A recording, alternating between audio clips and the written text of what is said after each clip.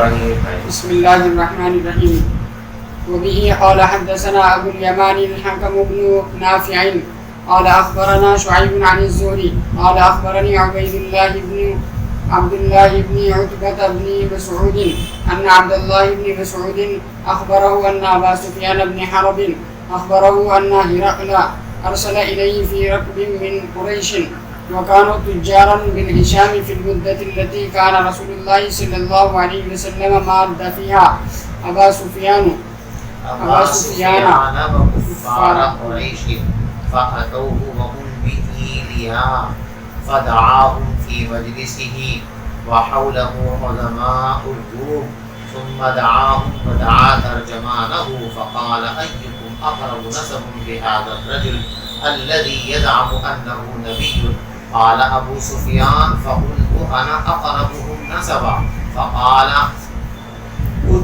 أدنوه مني وقربوا أصحابه فجعلوهم عند ظهره ثم قال لترجمانه قل لهم إني سائل هذا عن هذا الرجل فإن كذبني فكذبوه فوالله لولا الحياء من أن يأثروا علي كذبا لكذبت عنه. ثم كان أول ما سألني عنه أن قال كيف نسبه فيكم؟ قلت هو فينا ذو نسب. قال فهل قال هذا القول منكم أحد قد قبله؟ قلت لا. قال فهل كان من آبائه من ملك؟ قلت لا. قال فأشراف الناس اتبعوه أم زعفاؤهم؟ قلت بل زعفاؤهم. قال أيزيدون أم ينقصون؟ قلت بل يزيدون. قال فهل يرتد أحد منهم سخطة لدينه بعد أن يدخل فيه؟ قلت لا. قال فهل كنتم تتهمونه بالكذب قبل أن يقول ما قال؟ قلت لا. قال فهل يغدر؟ قلت لا ونحن منه في مدة لا ندري ما هو فاعل فيها. قال ولم تمكنني كلمة أدخل فيها شيئا غير هذه الكلمة. قال فهل قاتلتموه؟ قلت نعم. قال فكيف كان قتالكم إياه؟ قلت الحرب بينه وبيننا سجال ينال منا وننال منه. قال ماذا يأمركم؟ قلت يقول اعبدوا الله وحده ولا تشركوا به شيئا واتركوا ما يقول آباؤكم ويأمرنا بالصلاة والصدق والعفاف والصلة. فقال للترجمان قل له سألتك عن نسبه فذكرت أنه فيكم ذو نسب وكذلك الرسل تبعث في نسب قومها وسألتك هل قال أحد منهم هذا القول فذكرت أن لا. قلت لو كان أحد قال هذا القول قبله لقلت رجل يتأسي بقول قيل قبله. وسألتك هل كان من آبائه من ملك فذكرت أن لا. فقلت فلو كان من آبائه من ملك قلت رجل يطلب ملك أبيه. وسألتك هل كنتم تتهمونه بالكذب قبل أن يقول ما قال فذكرت أن لا. فقد أعرف أنه لم يكن ليذر الكذب على الناس ويكذب على الله. وسألتك أشراف الناس اتبعوه أم زعفوه فذكرت أن زعفاؤهم اتبعوه وهم أتباع الرسل. وسألتك أيزيدون أم ينقصون فذكرت أنهم يزيدون وكذلك أمر الإيمان حتى يتم. وسألتك هل يرتد أحد سخطة لدينه بعد أن يدخل فيه فذكرت أن لا. وكذلك الإيمان حين تخالط بشاشته القلوب. وسألتك هل يغدر فذكرت أن لا. وكذلك الرسل لا تغدر. وسألتك بما يأمركم فذكرت أنه يأمركم أن تعبدوا الله ولا تشركوا به شيئا وينهاكم عن عبادة الأوثان ويأمركم بالصلاة والصدق والعفاف. فإن كان ما تقول حقا فسيملك موضع قدمي هاتين. وقد كنت أعلم أنه خارج ولم أكن أظن أنه منكم. فلو أني أعلم أني أخلص إليه لتجشمت لقاءه ولو كنت عنده لغسلت عن قدميه. لمبی حدیث سے یہیں تک رخصت پہلے تشریح کر لیتے ہیں.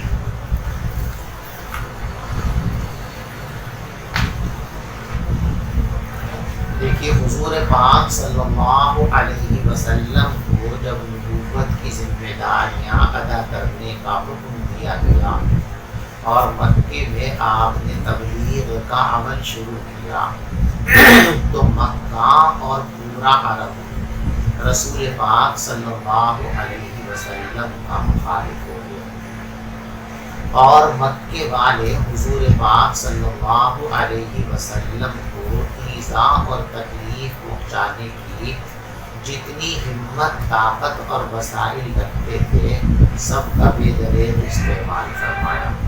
آپ کے ماننے والوں پر جتنا ستم وہ کر سکتے تھے اس میں کوئی کمی اور کوتاہی انہوں نے نہیں برتی۔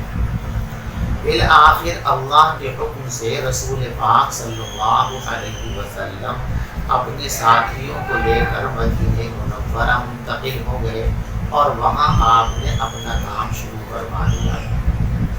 لیکن مکے والوں کو اور آس پاس کے لوگوں کو اس پر بھی سکون نہیں ہوا، ان کی مخالفتیں بدستور جاری رہی اور وہ پیغمبر علیہ السلام اور آپ کے ساتھیوں کو پریشان کرتے رہے۔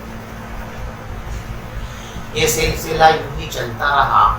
اسی سلسلے میں ایک مرتبہ نبی پاک صلی اللہ علیہ وسلم نے ایک خواب دیکھا کہ وہ اپنے ساتھیوں کو لے کر عمرہ فرما رہے ہیں۔ نبی کا خواب چونکہ وحی ہوتا ہے اور اس کا واقعے کی صورت اختیار کر لینا لازمی ہے، لہذا پیغمبر علیہ السلام کو اور آپ کے ساتھیوں کو پورا یقین ہو گیا کہ عمرے کا یہ عمل حقیقت میں ضرور ہو کر رہے گا۔ اس طرف ذہن نہیں جا سکا کہ خواب دیکھا ہے لیکن تعمیر کا ظہور ابھی ہوگا یا کچھ وقفے کے بعد ہوگا۔ شدت اشتیاق کی وجہ سے فوراً عمرے کی تیاری ہو گئی۔ حضور پاک صلی اللہ علیہ وسلم اپنے ساتھیوں کو لے کر عمرہ کرنے کے لیے روانہ ہو گئے۔ مکے والوں کو جب یہ معلوم ہوا کہ حضور پاک صلی اللہ علیہ وسلم عمرے کے لیے اپنے ساتھیوں کو لے کر مکہ تشریف لا رہے ہیں تو انہوں نے اس کو اپنی انا اور نام کا سوال بنا لیا کہ اگر حضور پاک صلی اللہ علیہ وسلم مکے میں آ گئے اور عمرہ کر کے چلے گئے تو عربوں میں ہماری دھاک ختم ہو جائے گی، ہماری ناک کٹ جائے گی اور ہماری ریلیو گر جائے گی، اس لیے کچھ بھی ہو حضور پاک صلی اللہ علیہ وسلم اور آپ کے ساتھیوں کو مکے میں داخل نہیں ہونے دیے جائے گا، ان کو عمرہ نہیں کرنے دیے جائے گا۔ چنانچہ مکے والوں نے آپ کو روکنے اور آپ سے لڑنے اور مقابلے کی پوری تیاریاں کر لی اور مد مقابلہ کر لی۔ حضور پاک صلی اللہ علیہ وسلم یہ طے کر کے چلے تھے کہ اس سفر میں کوئی جنگ، کوئی لڑائی اور مزاحمت نہیں کر رہے۔ وہ سامنے آئے تو آپ ادھر ہو گئے، پھر ادھر ہو گئے، راستہ بدلتے رہے۔ جس راستے سے مکے والے روکنے کی کوشش کرتے آپ اس راستے کو چھوڑ کر کے دوسرے راستے پر آ جاتے کہ ادھر سے داخل ہو جائیں۔ اس طرح ہوتے ہوتے ایک جگہ ہے جس کا نام ہے حدیبیہ۔ حدیبیہ کے مقام پر آپ پہنچ گئے اور اندازہ ہو گیا کہ کسی صورت میں اب مکے میں داخل ہونے کا کوئی راستہ ہمارے لیے نہیں بچا۔ تو حضور پاک صلی اللہ علیہ وسلم نے مکے والوں سے بات چیت کی اور کوشش کی کہ مصالحت ہو جائے۔ مصالحت کے لیے ملاقات کے اور پیغام رسانی کے دور شروع ہوئے۔ اسی موقع پر بیعت رضوان کا واقعہ بھی پیش آیا تھا کہ حضور پاک صلی اللہ علیہ وسلم نے اپنا پیغام لے کر مکے والوں کے پاس حضرت عثمان غنی رضی اللہ تعالیٰ کو بھیجا۔ ادھر کسی نے یہ افواہ اڑا دی کہ مکے والوں نے حضرت عثمان غنی رضی اللہ تعالیٰ کو شہید کر دیا۔ جب یہ خبر نبی پاک صلی اللہ علیہ وسلم کو پہنچی تو پیغمبر علیہ السلام ناراض ہو گئے، آپ کو غصہ آ گیا اور اب آپ نے یہ طے کر لیا کہ اب آر پار کی جنگ ہوگی، آخری مرحلے تک ہم ان سے لڑیں گے، چنانچہ ایک درخت کے نیچے آپ تشریف فرما ہوئے اور آپ نے تمام صحابہ کرام سے بیعت کی۔ اسی بیعت کا نام بیعت رضوان ہے۔ بیعت رضوان اس کو اس لیے کہتے ہیں کہ اللہ تبارک و تعالیٰ نے اس بیعت میں شریک ہونے والوں کو اپنی رضا اور خوشنودی کا پروانہ عطا فرمایا۔ 26ویں پارے میں ہے لقد رضی اللہ عن المؤمنین اذ یبایعونک تحت الشجرہ۔ اللہ تبارک و تعالیٰ یقیناً ان لوگوں سے راضی اور خوش ہو چکا ہے جو درخت کے نیچے بیٹھ کر آپ سے بیعت کر رہے ہیں۔ تو یہاں اللہ نے رضوان کی خوشنودی عطا فرمائی، اس لیے اس بیعت کا نام بیعت رضوان۔ لیکن بعد میں وہ خبر غلط ثابت ہوئی کہ حضرت عثمان کے ساتھ ایسا کوئی حادثہ اور واقعہ پیش نہیں آیا، تو پھر سے مکالمہ شروع ہوا، اور اس مکالمے کی نتیجے میں بالآخر مکے والے اور نبی پاک صلی اللہ علیہ وسلم باہمی معاہدے پر متفق ہو گئے۔ اسی معاہدے کا نام ہے صلح حدیبیہ، یعنی مصالحت کا وہ فارمولہ، وہ مصالحت جو حدیبیہ کے میدان میں طے پائی تھی۔ اس کے اندر یہ طے ہوا کہ اس سال تو حضور پاک صلی اللہ علیہ وسلم اپنے ساتھیوں کو واپس لے کر چلے جائیں گے، آئندہ سال آئیں گے، عمرہ کریں گے اور 3 دن مکے میں قیام کریں گے، فوراً واپس ہو جائیں گے، ہتھیار وغیرہ لے کر کے نہیں آئیں گے۔ اور بھی بہت ساری شرطیں، اس کی تفصیل میں نہیں جانا۔ انہی میں ایک شرط یہ بھی تھی کہ اب 10 سال تک ہمارے درمیان جنگ بنتی رہے گی، مدینے والے مکے والوں کے خلاف کوئی جنگی کارروائی نہیں کریں گے اور مکے والے مدینے والوں کے خلاف کوئی جنگی کارروائی نہیں کریں گے، یہ طے ہو گیا۔ یہی اصل مقصود بتانا ہے۔ جب یہ معاہدہ طے ہو گیا، حضور پاک صلی اللہ علیہ وسلم واپس تشریف لے آئے، گرچہ بظاہر یہ صلح دب کر کے صلح تھی، لیکن اسی میں فتح چھپی ہوئی تھی۔ چنانچہ واپسی میں راستے ہی میں یہ صورت نازل ہوئی، انا فتحنا لک فتحا مبینا، ہم نے آپ کو فتح مبین عطا فرمائی ہے، اس لیے کہ یہی سے اب فروغ اسلام کی راہیں کھلنی شروع ہو گئی تھی۔ تو حضور پاک صلی اللہ علیہ وسلم نے اب مدینے آ کر تبلیغ کے کام کو بے فکری کے ساتھ یکسو ہو کر پھیلانا شروع کیا۔ جہاں تک آپ اور آپ کے ساتھیوں کے لیے بآسانی جانا ممکن تھا، اسفار ہوئے، جانا شروع ہوا۔ دور دراز کے علاقوں کے لیے حضور پاک صلی اللہ علیہ وسلم نے مراسلت کا، خط و کتابت کا سہارا لیا اور مختلف مملکتوں کے سربراہوں کو حضور پاک صلی اللہ علیہ وسلم سے دعوتی خطوط روانہ فرمائے۔ مختلف روایتوں میں جن خطوط کا تذکرہ ملتا ہے تو تقریباً 13 خطوط آپ نے ارشاد فرمائے تھے، ارسال فرمائے تھے۔ اس زمانے کی 2 بڑی سپر پاور طاقتیں تھیں، ایک ایران اور ایک روم۔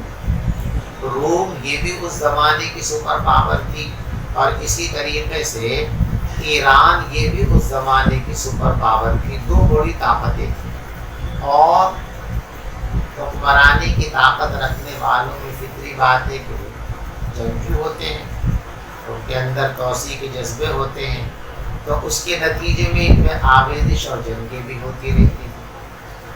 تو اسی مدت کے زمانے میں، مصالحت کے زمانے میں، صلح حدیبیہ کے بعد جو خطوط آپ نے روانہ فرمائے تھے، ان میں ایک خط ایران کے بادشاہ کو بھیجا تھا اور ایک خط روم کے بادشاہ کو بھیجا تھا۔ روم کے بادشاہ کو جو خط بھیجا تھا، اس خط کے سلسلے میں جو واقعات اور صورتحال پیش آئی تھی، اس کو اس حدیث پاک کے اندر پیش کیا گیا۔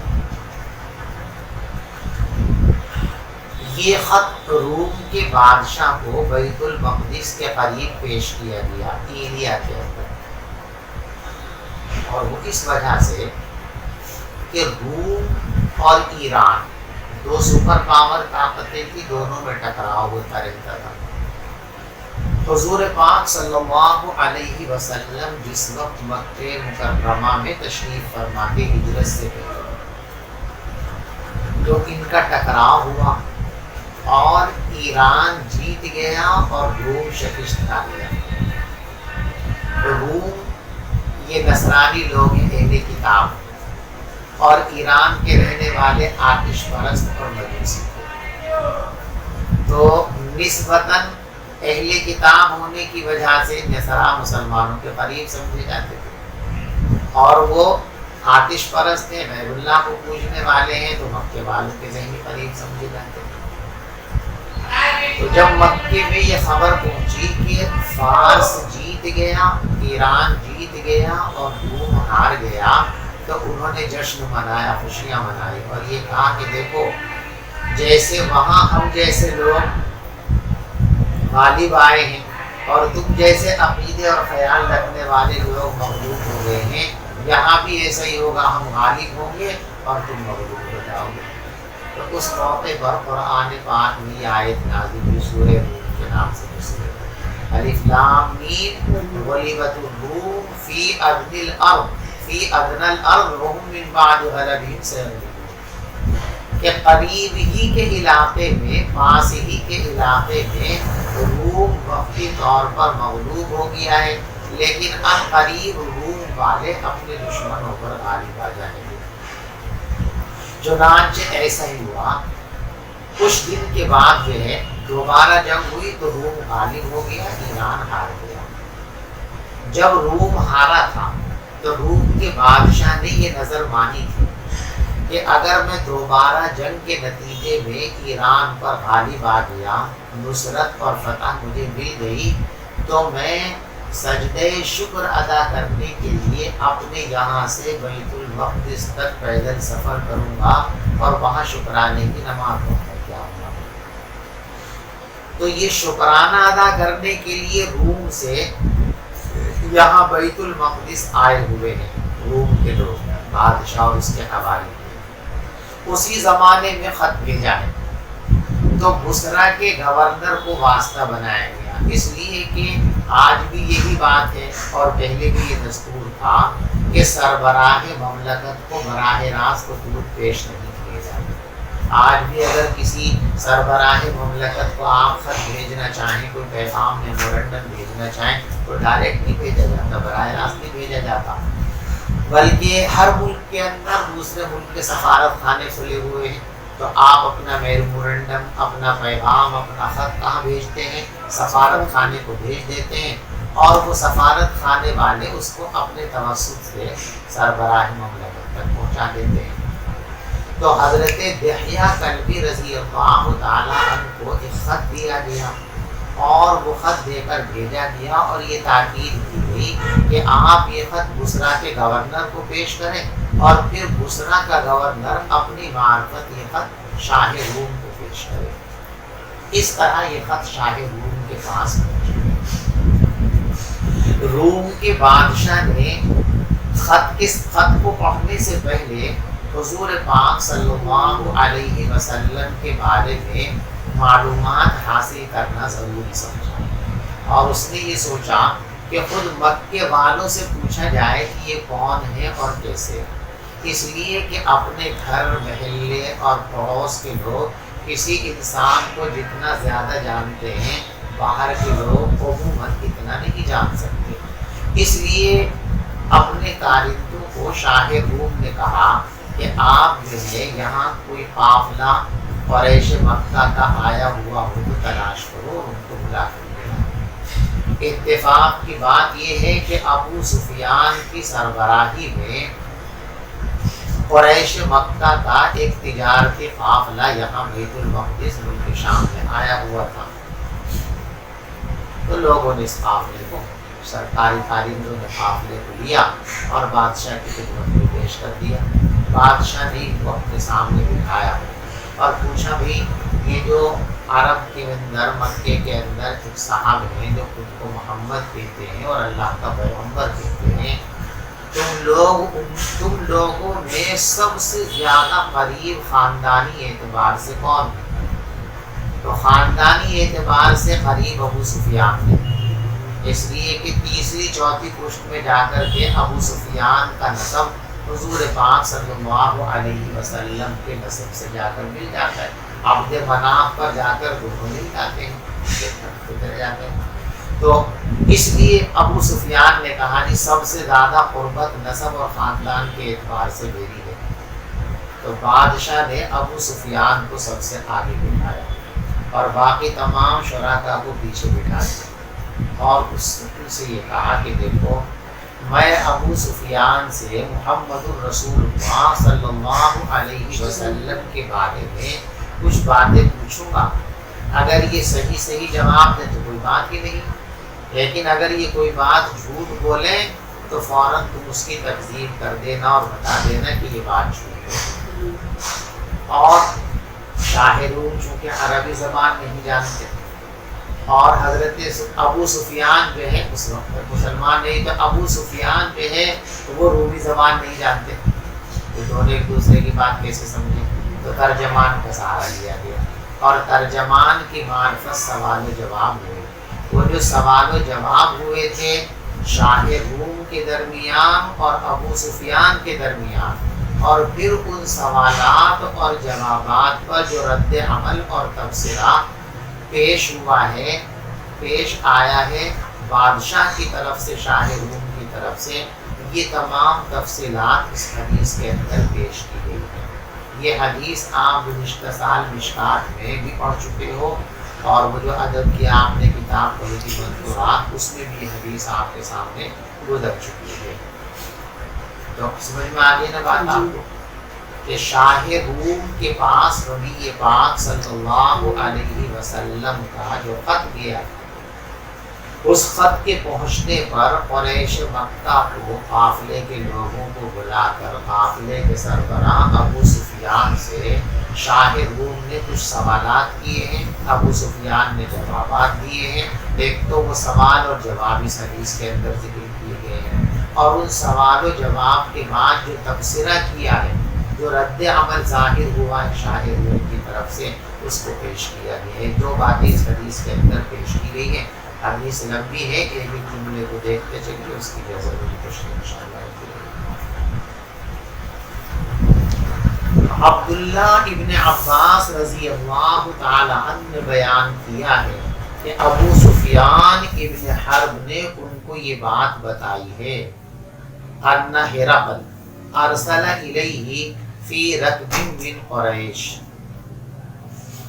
دیکھو ہرقل اس کا نام ہے اور قیصر لقب ہے۔ روم کے جتنے بادشاہ ہوتے تھے سب قیصر کہلاتے تھے، جیسے ایران کا جو بھی بادشاہ ہوتا تھا اس کا نام کچھ بھی ہوتا وہ کسریٰ کہلاتا تھا، حبشہ کا جو بھی بادشاہ ہوتا تھا وہ نجاشی کہلاتا تھا۔ تو یہ ہرقل نے ابو سفیان ابن حرب نے بتلایا کہ ہرقل نے ان کے پاس پیغام بھیجا قریش کے ایک قبیلے کے، یعنی قریش کا ایک قبیلہ میرے ساتھ تھا، تو پورے قبیلے کو پیغام بھیج کر کے بلوا لیا۔ کیا کرنے گیا تھا قبیلہ وہاں پہ؟ وَكَانُوا تُجَّارًا بِالشَّامِ، اور یہ قریش کا قافلہ، قافلے کے لوگ تجارت کرنے کے لیے گئے تھے ملک شام میں۔ کب کی بات ہے یہ؟ فی المدت التی کان رسول اللہ صلی اللہ علیہ وسلم ماد فیہا ابو سفیان و کفار قریش، اس زمانے میں جس زمانے میں رسول پاک صلی اللہ علیہ وسلم نے جنگ بندی کا معاہدہ اور صلح کا معاہدہ فرما رکھا تھا ابو سفیان سے اور کفار قریش سے۔ فَأَتَوْهُ، تو وہ لوگ بادشاہ کے پاس آ گئے، یعنی بادشاہ نے بلوایا تو یہ پورا قافلہ بادشاہ کے پاس آ گیا۔ وَهُمْ بِإِيلِيَا، اور یہ ہرقل اور اس کے ساتھی ایلیا کے اندر تھے، بیت المقدس آئے ہوئے تھے۔ کیوں آئے ہوئے تھے وہ میں آپ کو بتا چکا کہ ایرانیوں پر فتح پانے کے بعد سجدہ شکر ادا کرنے کے لیے، نظر پوری کرنے کے لیے آئے ہوئے تھے۔ فَدَعَاهُمْ فِي مَجْلِسِهِ، تو ہرقل نے ان تمام قریشیوں کو اپنی مجلس میں بلایا، وحولہ عظماء الروم، اور اس کے آس پاس مجلس میں روم کے رؤسا بیٹھے ہوئے تھے، ثم دعاہم، پھر ان کو بلایا۔ دیکھو دعا دو لفظ دو مرتبہ آ رہا نا تو بظاہر تکرار ہے، فدعاہم فی مجلسی، پھر فرمایا ثم دعاہم، تو دعا میں جو تکرار ہے، بلانے میں جو تکرار ہے، اس تکرار کو سمجھیے، یعنی پہلے مجلس میں بلا لیا، مجلس میں آ گئے، اب گفتگو کرنے کے لیے اپنے اور قریب بلا لیا، تو پہلا دعا یہ مجلس میں مطلق شرکت کے لیے ہے، اور دوسری دعوت یہ گفتگو شروع کرنے کے لیے قریب بلانے کے لیے ہے۔ وَدَعَا تَرْجَمَانَهُ، پھر ان کو بلایا اور اپنے ترجمان کو بلایا۔ دیکھو یہ ترجمان اور ترجمان دونوں طریقے سے پڑھ سکتے ہیں۔ فَقَالَ أَيُّكُمْ أَقْرَبُ نَسَبًا بِهَذَا الرَّجُلِ الَّذِي يَزْعَمُ أَنَّهُ نَبِيٌّ، پھر شاہ روم نے یوں کہا کہ تم میں سے کون شخص اس آدمی کے زیادہ قریب ہے نسب اور خاندان کے لحاظ سے، جو آدمی یہ کہتا ہے کہ وہ نبی ہے۔ قال ابو سفیان، تو ابو سفیان کہتے ہیں فَقُلْتُ أَنَا أَقْرَبُهُمْ نَسَبًا، میں نے عرض کیا کہ میں سب سے زیادہ نسبی لحاظ سے ان کے قریب ہوں۔ فقال ادنوہ منی، تو شاہ روم نے کہا کہ ان کو یعنی ابو سفیان کو میرے قریب کر دو، وقربوا اصحابہ، اور ان کے ساتھیوں کو بھی میرے قریب کر دو، فجعلوہم عند ظہرہ، اور ابو سفیان کے ساتھیوں کو ابو سفیان کے پیچھے بٹھا دو۔ ثم قال لترجمانہ، پھر اپنے ترجمان سے ہرقل نے کہا قل لہم، ان لوگوں سے کہو انی سائل ھذا عن ھذا الرجل، میں اس آدمی سے یعنی ابو سفیان سے سوال کروں گا اس آدمی کے بارے میں، یعنی محمد الرسول اللہ صلی اللہ علیہ وسلم کے بارے میں۔ فَإِن كَذَبَنِي، بس اگر یہ کوئی بات جھوٹ بیان کرے فَكَذِّبُوهُ، تو تم اس کی تکذیب کر دینا۔ کہ ابو سفیان بیچ میں ایک بات بیان کرتے ہیں کہ دیکھو میرا دل تو بہت چاہتا تھا کہ میں جھوٹی موٹی باتیں بنا کر کے شاہ روم کو مسلمانوں سے، اسلام سے اور نبی پاک صلی اللہ علیہ وسلم سے بدگمان کر دوں، بزدل کر دوں، لیکن یہ ڈر لگ رہا تھا کہ اگر میں نے یہاں کوئی بات جھوٹ کہہ دی تو یہ میرے گھر کے لوگ، میرے شہر کے جو لوگ ہیں، یہ چاہے شرما حضوری یہاں کچھ نہ کہیں، لیکن مکے میں جا کر یہ بات کہیں گے کہ ابو سفیان نے وہاں جھوٹ بولا تھا، اور جھوٹ بولنا خصوصاً کسی ذمہ دار اور سربراہ کے لیے اس زمانے میں بھی بڑی بھیانک اور گھناؤنی چیز سمجھی جاتی ہے۔ آج کا زمانہ تو بدل گیا، آج تو بڑے بڑے سربراہ، جتنی بڑی بڑی مملکتیں ہیں، حکومتیں ہیں، ان کے سربراہ پیٹ بھر کے جھوٹ بولتے ہیں، کھل کر کے جھوٹ بولتے ہیں، اور جھوٹ کھل جانے کے بعد کوئی پشیمانی اور ندامت کو محسوس بڑی ڈھٹائی کے ساتھ اپنی بات کی تعویل کرنے لگ جاتے ہیں یا اس کو ٹال دیتے ہیں۔ لیکن پہلے لوگوں کے اندر یہ کم ظرفی نہیں تھی جو آج کے سربراہوں کے اندر کم ظرفی ہے۔ پہلے زمانے کے سربراہوں میں کم سے کم یہ کم ظرفی نہیں تھی کہ وہ ڈھٹائی کے ساتھ جھوٹ بولے اور اس جھوٹ پر کسی طرح کی ندامت اور شرمندگی ان کو نہ ہو۔ ابو سفیان چونکہ اپنے قبیلے کے سربراہ ہیں تو وہ ڈر رہے ہیں کہ اگر یہ بات مکے میں مشہور ہو گئی کہ میں جھوٹ بولتا ہوں تو ایسی صورت کے اندر قبیلے میں اور علاقے میں میری ناک کٹ جائے گی۔ تو جھوٹ بولنا انتہائی بڑا عیب اور انتہائی بڑی بدنامی کی چیز ہے، یعنی شریعت کی نگاہ میں تو یہ گناہ کبیرہ ہے ہی، سماجی اعتبار سے بھی انتہائی ناپسندیدہ عمل اور فعل اس کو سمجھا جاتا تھا۔ خدا کرے آج کے لوگوں کو، ہم کو بھی جھوٹ کی شناخت کا احساس ہو جائے اور اللہ ہم سب لوگوں کو جھوٹ سے بچنے کی توفیق عطا فرمائے۔ فواللہ، بس خدا کی قسم، لولا الحیاء، اگر مجھے اس کا اندیشہ نہ ہوتا، من ان یأسروا، کہ یہ لوگ میرے بارے میں جھوٹ نقل کریں گے، یعنی بتائیں گے جا کر کے کہ ابو سفیان نے شاہ روم کی مجلس میں بیٹھ کر جھوٹ بولا تھا، لَكَذَبْتُ عَنْهُ، تو محمد الرسول اللہ کے بارے میں یقیناً میں جھوٹ بول دیتا۔ ثُمَّ كَانَ أَوَّلُ مَا سَأَلَنِي عَنْهُ أَنْ قَالَ، پھر سب سے پہلی بات جو ہرقل نے مجھ سے پوچھی تھی محمد الرسول اللہ کے بارے میں وہ یہ تھی کہ ہرقل نے یوں کہا، کیف نسبہ فیکم، بتاؤ محمد کا نسب تمہارے درمیان کیسا ہے، جس خاندان میں پیدا ہوئے ہیں ان کے آباء و اجداد کیسے ہیں، وہ خاندان کیسا ہے، وہ قبیلہ کیسا ہے جس قبیلے اور خاندان میں محمد الرسول اللہ نے جنم لیا ہے۔ کیف نسبہ فیکم قلت هو فینا ذو نسب، تو میں نے کہا وہ تو ہمارے درمیان نہایت اعلیٰ نسب والے ہیں۔ قال، دوسرا سوال کیا، فہل قال هذا القول منکم احد قط قبلہ، کیا یہ بات تمہاری قوم میں کسی نے کبھی ان سے پہلے بھی کہی ہے، یعنی قبیلے قریش میں اور مکے میں کوئی اور آدمی بھی ایسا گزرا ہے جنہوں نے پہلے یہ دعویٰ کیا ہو کہ میں اللہ کا رسول ہوں، میں اللہ کا نبی ہوں، کسی اور شخص نے نبوت کا دعویٰ کیا ہے ماضی قریب کے اندر؟ فرماتے میں نے کہا نہیں، قلت لا، میں نے کہا کہ نہیں، کسی نے نہیں کیا۔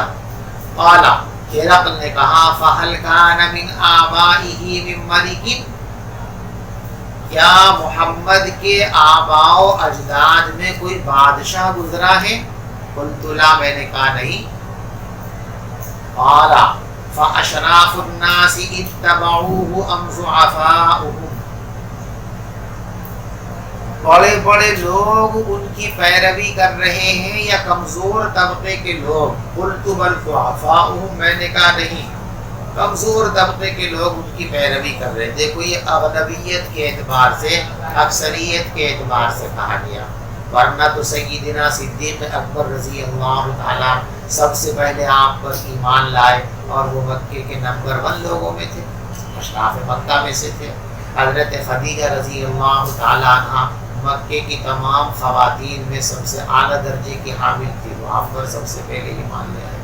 تو یہ جو کہا گیا کہ کمزور طبقے کے لوگ آپ پر ایمان لا رہے ہیں، بڑے لوگ ایمان نہیں لا رہے، یہ اکثریت کے اعتبار سے، یعنی اسلام کے ماننے والے جو ہے پہلے مرحلے کے اندر کمزور لوگ ہیں، معمولی درجے کے لوگ ہیں سماجی اعتبار سے، اور بڑے لوگ کہلانے والے سماجی اعتبار سے سب مخالفت پر کمر بستہ ہیں۔ چنانچہ حدیث میں آپ نے پڑھا نا، ان الاسلام بدأ غریبا وسیعود غریبا کما کان او کما قال صلی اللہ علیہ وسلم۔ تو یہ اکثریت کے اعتبار سے کہا گیا، ورنہ بڑے بڑے اشراف بھی ایمان لانے والوں میں شامل تھے۔ قال ایزیدون ام ینقصون، مسلمانوں کی تعداد بڑھ رہی ہے یا وہ گھٹ رہے ہیں؟ قلت بل یزیدون، میں نے کہا نہیں، وہ تو بڑھتے جا رہے ہیں۔ قال فهل يرتد احد منهم سخطة لدينه بعد ان يدخل فيه، کیا ان ایمان والوں میں سے کوئی ایمان سے مرتد اور منحرف بھی ہوا ہے دین کو ناپسند کرتے ہوئے اس دین میں داخل ہونے کے بعد؟ قلت لا، میں نے کہا نہیں۔ دیکھو خود ابو سفیان کا داماد، ابو سفیان کی بیٹی ام حبیبہ رضی اللہ تعالی عنہا کے ساتھ اسلام لا کر ہجرت کر گئے۔ وہاں پہنچنے کے بعد ایک عیسائی نصرانی عورت سے معاشقہ ہو گیا، اور اس کے معاشرے کے چکر میں ام حبیبہ کو چھوڑ کر اور اس عورت کے ساتھ وہ لگ گیا اور نصرانی ہو گیا، دین کو چھوڑ دیا۔ تو اب کوئی یہ اشکال اگر کرے کہ صاحب ابو سفیان تو یوں کہہ رہے ہیں کہ کوئی مرتد نہیں ہوا، اور مرتد تو ہوا، خود ان کا داماد مرتد ہوا۔ ام حبیبہ رضی اللہ تعالی عنہ سے بعد میں نبی پاک صلی اللہ علیہ وسلم کی شادی ہوئی، اور اس شادی کے سلسلے میں بھی آپ ذہن میں رکھیں تو جو کہا جاتا ہے کہ نبی پاک صلی اللہ علیہ وسلم نے اتنی شادیاں کیوں کی تھی، اچھی طرح ذہن نشین رکھو۔ حضور پاک صلی اللہ علیہ وسلم نے جو زیادہ شادیاں کی ہیں وہ تسکین نفس کے لیے نہیں، اپنی شہوت اور خواہشات کی تکمیل کے لیے نہیں۔ ایسا اگر ہوتا تو جوانی کے اندر آپ یہ عمل فرما دیتے، لیکن جتنی بھی آپ کی شادیاں ہیں وہ سب کب ہیں؟ بڑھاپے کے اندر ہیں۔ اور عین جوانی کے زمانے میں حضور پاک صلی اللہ علیہ وسلم نے صرف ایک بیوی پر اکتفا کیا، اور وہ بھی بوڑھی ہیں، 2 مرتبہ کی بیوہ ہیں، حضرت خدیجہ رضی اللہ تعالیٰ عنہ۔ تو آپ نے جو شادیاں کی تھی کچھ شادیاں آپ کی ملی ضرورتوں کی وجہ سے تھی، کچھ شادیاں آپ کی دینی ضرورتوں کے لیے تھی۔ یہ جو شادی ہے یہ بھی ملی اور ملکی ضرورت کے لیے ہے۔ جب کسی خاندان میں شادی کا دامادی کا رشتہ قائم ہو جائے تو اس خاندان والوں کو فطری طور پر داماد سے محبت ہو جاتی ہے نا۔ ابو سفیان کفر کا قائد، دشمنی کرنے والوں میں سر فہرست۔ جب ابو سفیان کی بیٹی حضور پاک صلی اللہ علیہ وسلم کے نکاح میں آ گئی تو ابو سفیان کے داماد ہو گئے نا، تو کچھ بھی صحیح لیکن بیٹی کی نسبت کی وجہ سے کچھ تو تیور ڈھیلے پڑیں گے اور پڑے۔ تو یہ شادیاں جو پیغمبر علیہ السلام نے کی تھی یہ ملی اور ملکی اور دینی مصلحتوں کی بنیاد پر کی تھی، اپنے نفس کی تسکین کے لیے نہیں فرمائی تھی۔ تو ام حبیبہ رضی اللہ تعالیٰ عنہ کا جو شوہر تھا وہ مسلمان ہو کر ہجرت کر کے حبشہ گیا، لیکن حبشہ میں جا کر جو ہے ایک عورت کے معاشرے کے چکر میں دین اسلام کو چھوڑ دیا۔ تو اب یہاں جو مرتد ہوا ہے وہ آدمی، وہ دین اسلام سے نفرت کی بنیاد پر یا دین اسلام میں کسی کمی اور خامی اور کوتاہی کی بنیاد پر مرتد نہیں ہوا، بلکہ نفسانی خواہشات اور عشق و معاشرے نے اچھا کر دیا، اس لیے ادھر جا گرا گڑھے کے اندر۔ اور یہاں جو نفی ہے وہ دین کو غلط سمجھ کر، دین کو خراب سمجھ کر، قابل نفرت سمجھ کر مرتد ہونے کی نفی ہے کہ دین میں کوئی آدمی کوئی کمی نہیں پا سکتا۔ یہ دین ایسا دین ہے کہ اس میں کوئی کمی انسان تلاش کرنے کے باوجود نہیں پا سکتا، کوئی کمی اس کے اندر مل ہی نہیں سکتی۔ قال فهل كنتم تتهمونه بالكذب، پھر شاہ روم نے کہا کیا تم محمد پر جھوٹ کی تہمت لگاتے ہو اس بات کے کہنے سے پہلے بھی جو انہوں نے اب کہی ہے؟ یعنی اب نبوت کے سلسلے میں تو تم لوگ یہ کہتے ہو کہ محمد صلی اللہ علیہ وسلم کا یہ دعویٰ جھوٹا ہے، لیکن اس دعوے نبوت سے پہلے بھی آپ کی پوری زندگی میں کوئی ایسی بات پیش آئی ہے جو تمہاری نظر کے اندر جھوٹی ہو؟ یعنی حضور پاک صلی اللہ علیہ وسلم نے کبھی زندگی میں جھوٹ بولا ہے، جھوٹ کا تجربہ تم نے کیا ہے ان پر؟ میں نے کہا نہیں، پیغمبر علیہ السلام نے کبھی بھی جھوٹ نہیں بولا، تو میں نے کہا نہیں۔ قال فهل يقدر قلت لا، تو میں پھر اس شخص نے کہا کیا وہ بد عہدی کرتے ہیں؟ یعنی حضور کی پوری زندگی میں کہیں ایسا کوئی واقعہ ہے کہ آپ نے کوئی عہد و پیمان کیا ہو اور پھر بد عہدی کی ہو، معاہدے کی خلاف ورزی کی ہو، عہد کی خلاف ورزی کی ہو، عہد و پیمان کر کے اس کو توڑ دیا ہو، کبھی ایسا کوئی واقعہ پیش آیا؟ قلت لا، میں نے کہا نہیں جی کبھی نہیں آیا۔ لیکن وہ جو دشمنی کا اندر سے وہ ڈر پھڑک رہی تھی نا، اب وہ ابھری آ کر کے میں نے کہا وَنَحْنُ فِي مُدَّةٍ، اب ہمارے اور ان کے درمیان اس وقت معاہدہ اور مصالحت چل رہی ہے، لا ندری ما هو فاعل فیہا، ہم نہیں کہہ سکتے کہ اس میں وہ کیا کریں گے، بھائی اب تک تو کبھی انہوں نے عہد و پیمان کو نہیں توڑا، لیکن ہو سکتا آپ توڑ دیں، اب ہم کہہ نہیں سکتے، ہو سکتا آپ توڑ دیں۔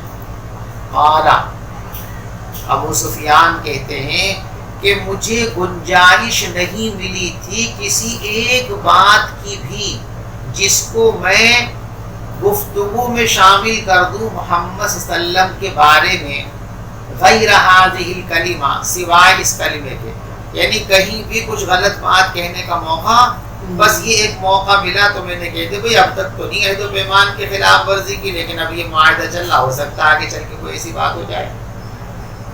قال فهل قاتلتموه، اس نے کہا کیا تم نے کبھی ان سے جنگیں کی ہیں؟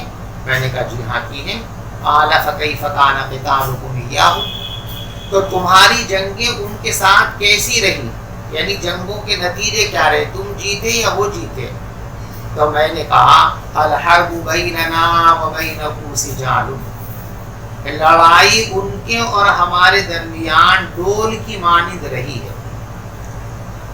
پہلے پانی کا اتنا انتظام نہیں ہوتے تھے، تو عموماً آبادیوں کے باہر آبادی میں کنویں ہوتے تھے اور اس کنویں پہ چند ڈول رکھی رہتی تھی، لوگ باری باری آ کر ان ڈولوں سے پانی نکال کر اپنی ضرورت کو پورا کیا کرتے تھے۔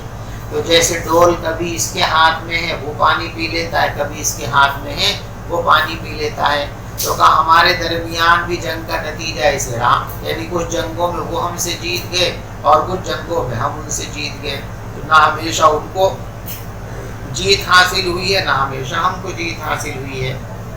ہمارے اور ان کے درمیان جنگ ڈول کی طرح رہی ہے، ینالو منا، کبھی وہ ہم پر غالب آ جاتے ہیں، وننالو منہو، کبھی ہم ان پر غالب آ جاتے ہیں۔ قال ماذا یامرکم، ہرقل نے کہا وہ تم کو کن چیزوں کا حکم دیتے ہیں، نبی بننے کے بعد اب وہ تم سے کیا کہتے ہیں، کیا کام کرانا چاہتے ہیں؟ قلت، میں نے کہا یقول، وہ یوں فرماتے ہیں اعبدوا اللہ وحدہ، کہ صرف اللہ کی عبادت کیا کرو، ولا تشرکوا بہ شیئا، اور اس کے ساتھ کسی کو شریک نہ بنایا کرو، واترکوا ما کان یقول آباؤکم، اور تمہارے باپ دادا جن عقیدوں کے قائل ہیں ان کو چھوڑ دو، وَيَأْمُرُنَا بِالصَّلَاةِ، اور وہ ہم کو حکم دیتے ہیں نماز کا اور سچ بولنے کا۔ دیکھو یہاں لفظ صدق ہے اور بعض روایتوں کے اندر صدقہ ہے، کہ ہم کو نماز کا اور زکوٰۃ کا حکم دیتے ہیں، دونوں باتیں صحیح ہیں، اور وہ ہم کو حکم دیتے ہیں نماز کا اور زکوٰۃ کا اور سچ بولنے کا، والعفاف، اور پاک دامن زندگی گزارنے کا، والصلہ کا، اور رشتہ داروں کے ساتھ حسن سلوک کرنے کا۔ دیکھو یہاں تک یہ سوالات پورے ہو گئے۔ اب ان سوال و جواب کے بعد اپنا رد عمل ظاہر کیا ہے شاہ روم نے، فقال للترجمان، تو اب شاہ روم نے ترجمان سے کہا قل لہ، تم ابو سفیان سے کہو، سألتک عن نسبہ، میں نے سب سے پہلے تم سے دریافت کیا محمد کے نسب کے بارے میں، فذکرت اللہ، فذکرت انہ فیکم ذو نسب، تو تم نے بتایا کہ وہ اعلیٰ نسب والے ہیں، وَكَذَلِكَ الرُّسُلُ تُبْعَثُ فِي نَسَبِ قَوْمِهَا، اور رسولوں کو اسی طرح اعلیٰ نسب کے اندر بھیجا جاتا ہے۔ کوئی بھی ایسی بات شکل و صورت کے اعتبار سے، خاندانی نسبت کے اعتبار سے، اخلاق اور کریکٹر کے اعتبار سے، نبی میں کوئی ایسی چیز نہیں ہوتی جو لوگوں کے لیے قابل نفرت یا لوگوں کے لیے قابل تنفر ہو، یا لوگ اس کی بنیاد پر اس کو کمتر سمجھیں، برا سمجھیں، گرا ہوا سمجھیں، ایسی کوئی بات نبی کے اندر نہیں ہوتی ہے۔ اس لیے کہ اگر ایسی کوئی بات نبی کے اندر ہو تو لوگ نبی سے کراہت کریں گے، اس کے قریب نہیں آئیں گے، اس کی بات نہیں مانی جائے گی۔ اس لیے نبی کو ہر اعتبار سے صاف ستھرا اور اعلیٰ بنا کر کے بھیجا جاتا ہے، تاکہ کسی کو بھی نبی کے ساتھ جڑنے میں آر محسوس نہ ہو۔ گھٹیا خاندان کے لوگوں کے ساتھ جوڑنے میں لوگ آر محسوس کرتے ہیں، گھٹیا کردار کے حامل لوگوں کا ساتھ دینے میں لوگ شرم محسوس کرتے ہیں، تو نہ کردار کے اعتبار سے جھول ہوتا ہے، نہ خاندان کے اعتبار سے جھول ہوتا ہے. کہیں بھی ایسی کوئی بات انبیاء میں نہیں ہوتی ہے جس کی بنیاد پر لوگوں کو ایسا لگے کہ اگر ہم جڑ جائیں گے تو ہمارے لیے باعث عار یہ بات ہوگی، بلکہ ہر اعتبار سے انتہائی مجلہ مصفہ اور انتہا درجے چمک کے حامل ہوتے ہیں حضرات انبیاء علیہم الصلاۃ والتسلیم. وَسَأَلْتُكَ هَلْ قَالَ أَحَدٌ مِّنكُمْ هَذَا الْقَوْلَ، اور میں نے تجھ سے پوچھا تھا کیا تم میں سے کسی نے کہی ہے یہ بات پہلے، یعنی محمد سے پہلے ماضی قریب میں کسی شخص نے نبوت کا دعویٰ کیا ہے، ایسا کچھ ہے؟ فَذَكَرْتَ، تو نے کہا کہ نہیں. قلت، تو میں اس کے جواب میں کہتا ہوں لو كان احد قال هذا القول قبله، اگر محمد سے پہلے ماضی قریب میں کوئی شخص یہ دعویٰ کرتا لقلت، تو میں یہ مان سکتا تھا رجل، کہ ہو سکتا ہے یہ آدمی جو ہے کسی دوسرے کی نقل اور پیروی کر رہا ہے،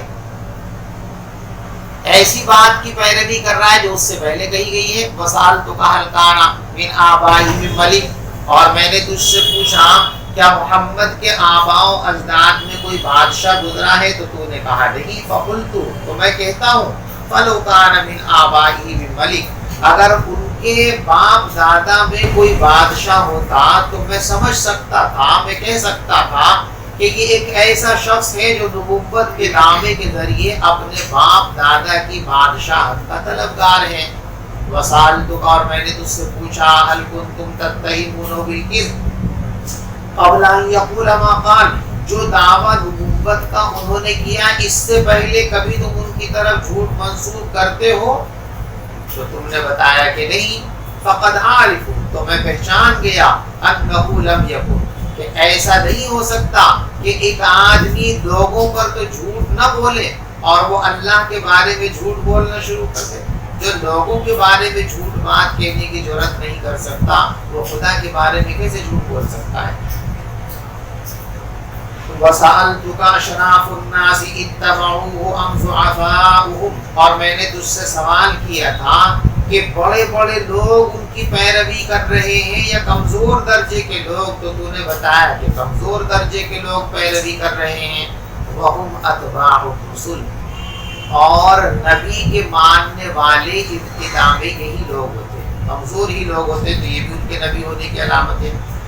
وَسَأَلْتُكَ يَزِيدُونَ أَمْ يَنْقُصُونَ، اور میں نے تجھ سے پوچھا کہ مسلمان حضور کے پیروکار بڑھتے جا رہے ہیں یا گھٹ رہے ہیں؟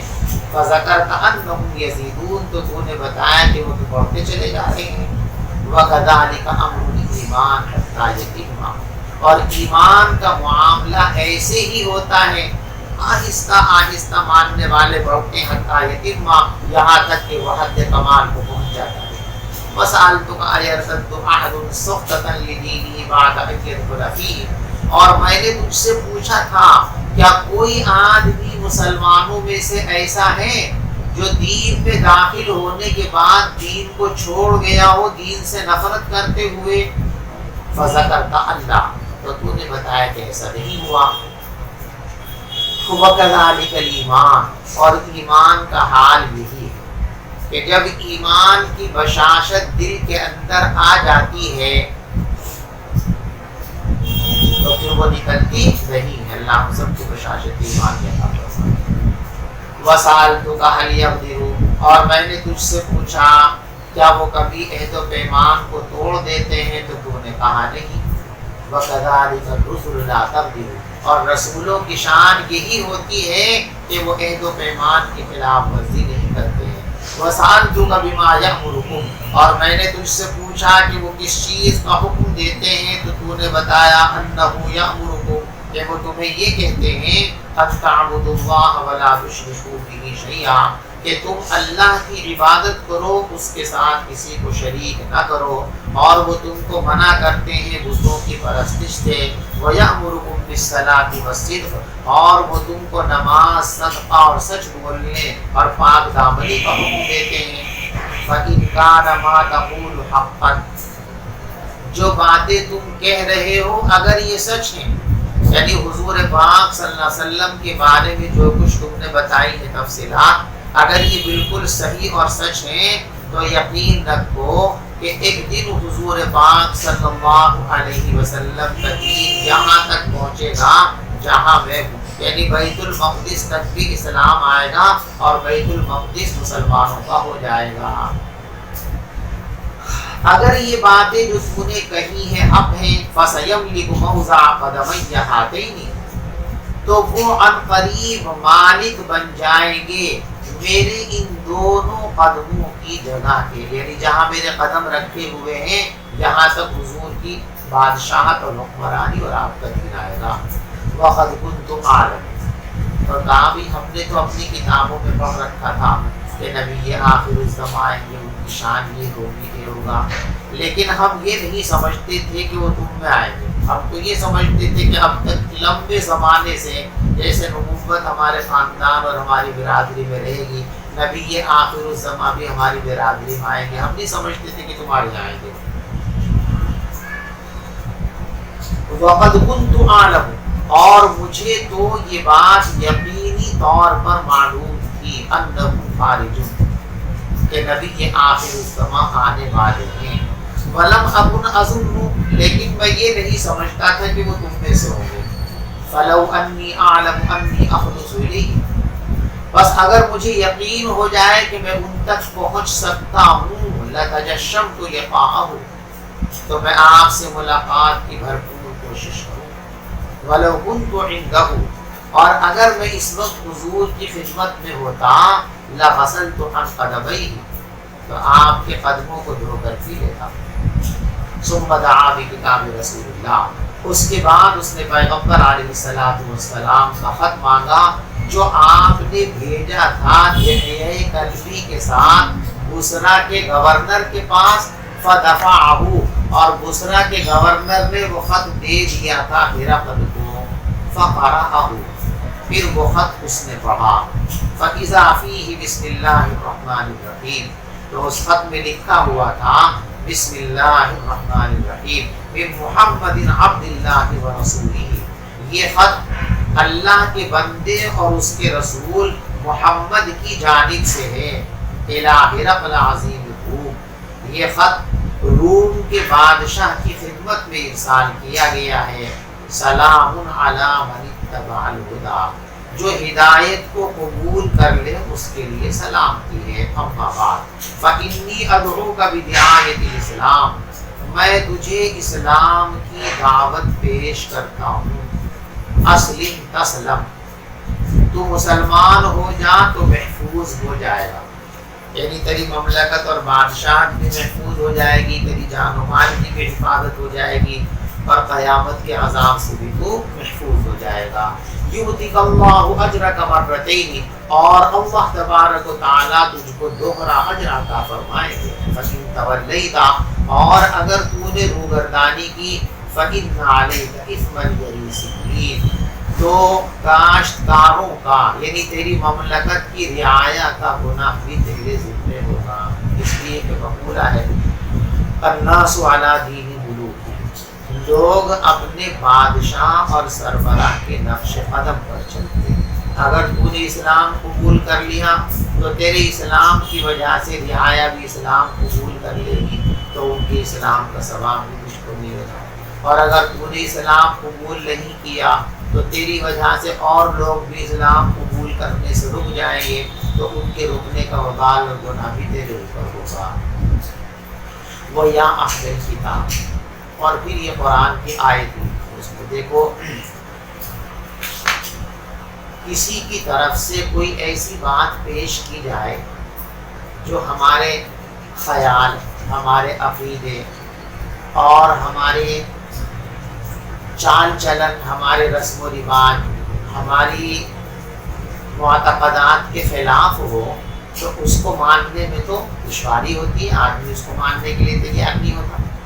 لیکن کوئی آدمی ایسی چیز کی پیشکش کرے جو خود ہمارے اپنے منشور میں شامل ہو، ہمارے خود معاملات میں شامل ہو، خود ہمارے دین کی چیزیں ہوں، تو پھر اس کو قبول کرنے میں کوئی تعامل کوئی پیش کیا کہ میں جو دین تم کو پیش کر رہا ہوں یہ کوئی انوکھا اور نیا دین نہیں ہے، اس دین کی بنیادی تعلیم وہی ہے جو تمہارے دین کی بنیادی تعلیم ہے۔ تو میرے دین کو قبول کرنے کا یہ مطلب نہیں ہوگا کہ تمہارا دین چھوڑ دیا جائے گا، بلکہ تمہارے دین ہی کی ترقی یافتہ شکل ہے جو میں تمہارے سامنے پیش کرنا چاہتا ہوں، اس لیے اس کو قبول کرنے میں تم کو کوئی تعامل نہیں ہونا چاہیے۔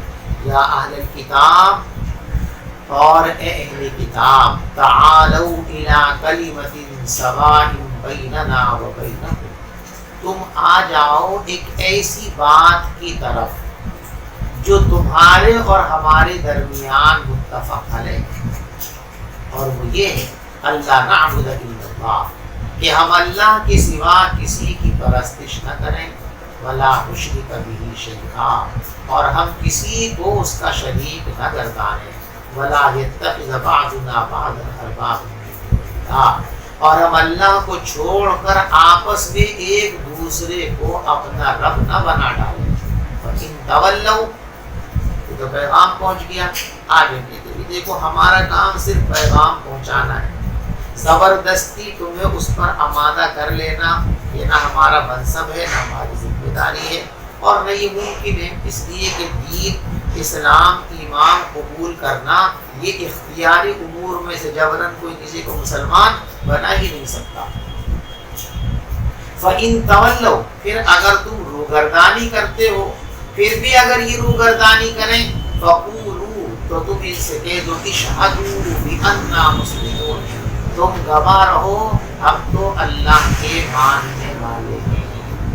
قال ابو سفیان نے کہا، فلما قال ما قال، جب ہرقل نے اپنی بات کہہ دی، وفرغ من قراءۃ الکتاب، اور وہ خط پڑھ کر فارغ ہو گیا، کثر عنده الصخب، تو اس کے پاس آوازیں گونجنے لگی، فارتفعت، شور و شغب ہونے لگا، آوازیں گونجنے لگی، وَأُخْرِجْنَا، اب اس نے جب کہا نا کہ آپ کی حکومت یہاں تک پہنچے گی، آپ نبی برحق ہیں اور میں آپ کے قدموں کو دھو کر کے پی لیتا، اور اگر ملاقات ممکن ہو تو ملاقات کر لیتا، تو وہ جو لوگ وہاں عیسائی بیٹھے ہوئے تھے ان سب کو کرنٹ لگا، شاٹ لگا، بھئی یہ کیا ہوا، ہمارا بادشاہ اور دوسرے نبی کی، دوسرے پیغمبر کی تعریفیں کر رہا ہے تو ہمارا تو دین بٹ جائے گا۔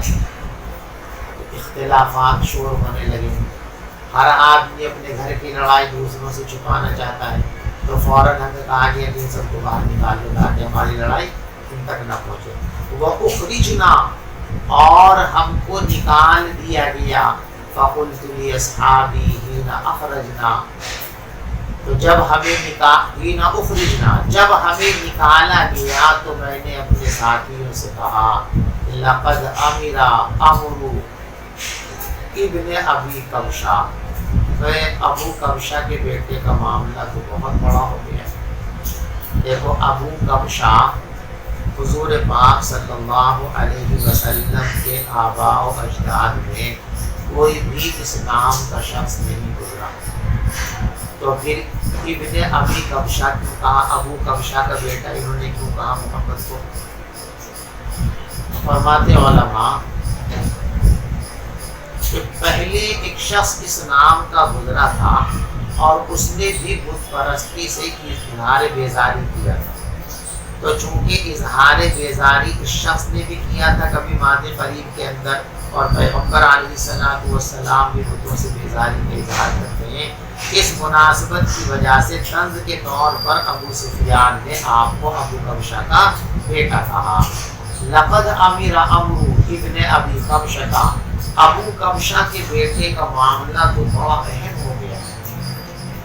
انہو یخافہ ملک بنی الاصفر، بنو الاصفر کا بادشاہ محمد سے ڈر رہا ہے، جو دنیا کی سپر پاور ہے، وہ دنیا کی سپر پاور یہ کہہ رہی ہے کہ جہاں آج ہماری حکمرانی ہے ان قریب یہاں ان کی حکمرانی آنے والی ہے، تو ڈر گیا نہیں۔ تو سپر پاور جو بادشاہ ہے، ایک سپر پاور مملکت کا سربراہ محمد سے ڈر رہا ہے، تو ہم کس کھیت کی مولی ہیں؟ انہو یخافہ، محمد سے ڈر رہا ہے بنو الاسفر کا بادشاہ، فما زلت موقنا، بس اسی دن سے مجھے یقین ہو گیا تھا انہ سیظہر، کہ دین اسلام غالب آ کر کے رہے گا، محمد رسول اللہ غالب آ کر رہیں گے، حتی ادخل اللہ علیہ الاسلام، یہاں تک کہ اللہ تبارک و تعالیٰ نے میرے دل میں اسلام کو داخل کر دیا۔ روم کے بادشاہ کو علامتیں پتہ تھی نبی کی، یہ کہاں سے انہوں نے مطلب پڑھی تھی یا بتائی گئی تھی؟ انہوں نے اپنی کتابوں میں پڑھی تھی اور اپنے علماء سے سنی تھی۔ دنیا میں جتنے پیغمبر تشریف لائے ان سب پیغمبروں نے اپنی امت کو نبی آخر الزمان کی اطلاع دی، اور جو کتابیں آئی ہیں دنیا میں قرآن کریم سے پہلے، ان تمام کتابوں میں نبی پاک صلی اللہ علیہ وسلم کی نبوت کا، آپ کی بعثت کا بھی تذکرہ تھا، اور آپ کے خاص خاص اوصاف کی بیان کیے گئے تھے، ایسے ہوں گے، ہجرت کریں گے، ہجرت کر کے ایسے علاقے میں تشریف لائیں، پوری مکمل نشانیاں پہلی کتابوں کے اندر بیان کی گئی تھی، اور انبیاء نے اپنی قوم کے سامنے بیان کی تھی، جسے قرآن میں حضرت عیسیٰ علیہ السلام کا قول نقل کیا گیا، وَمُبَشِّرًا بِرَسُولٍ يَأْتِي مِن بَعْدِ اسْمُهُ أَحْمَدُ، میں تم کو خوشخبری سنا رہا ہوں ایک ایسے پیغمبر کی جو میرے بعد تشریف لائیں گے، اور ان کا نام احمد ہوگا۔ محمد بھی آپ کا نام ہے، محمد بھی آپ کا نام ہے۔ تو پچھلی تمام کتابوں کے اندر آپ کی علامتیں اور نشانیاں لکھی ہوئی ہیں، پچھلے تمام انبیاء نے اپنی قوموں کو یہ باتیں بتائی ہیں، اس لیے روم کا بادشاہ جو عیسائی تھا اس کو بھی یہ سب باتیں پہلے سے معلوم تھی، اپنے مذہبی کتاب کی روشنی اور اپنے مذہبی علماء کی باتوں کے نتیجے میں۔